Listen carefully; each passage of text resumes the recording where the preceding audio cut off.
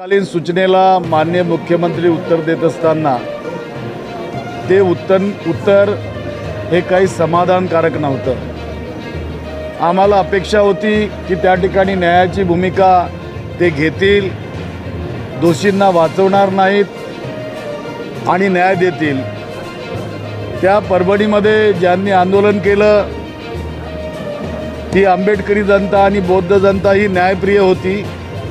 ते त्यांनी मान्य केलं की शांततेमध्ये ते आंदोलन झालं, परंतु ज्यांनी संविधान शिल्पाची विटंबना केली त्याची पाठराखण त्यांनी त्या ठिकाणी केलेली आहे। एकीकडे म्हटलं की ते मनोरुग्ण आहेत आणि त्यांची हिस्ट्री त्या ठिकाणी त्यांनी सांगण्याचा प्रयत्न केला आणि बोलत असताना असंही म्हटलं की आता त्यांना पछतावा येतो।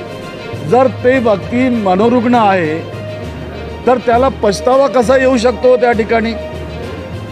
आणि जर असं असेल तर मग त्यांचा बोलविता धनी कोण आहे? त्यांनी असं सांगितलं की ते मोर्चात नव्हते। मग मोर्चात नव्हते तर त्या टायमिंग त्या ठिकाणी ॲडजस्ट करून ती व्यक्ती त्या ठिकाणी विटंबना करायला कशी निघाली?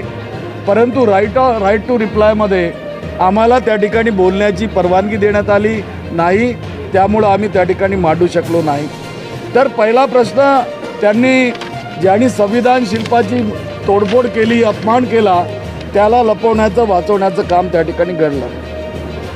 दुसरी बाब, कोमिंग ऑपरेशनच्या संबंधी माझ्याकडे व्हिडिओ फुटेज आहेत, CCTVचे फुटेज आहेत। पोलीस त्या ठिकाणी कोमिंग ऑपरेशन करते आहे, जबरदस्तीनं मोडतोड करते आहे, तोडफोड करते आहे, जबरीनं मारते आहे, परंतु त्याची सुद्धा पाठराखण त्या ठिकाणी करण्यात आली।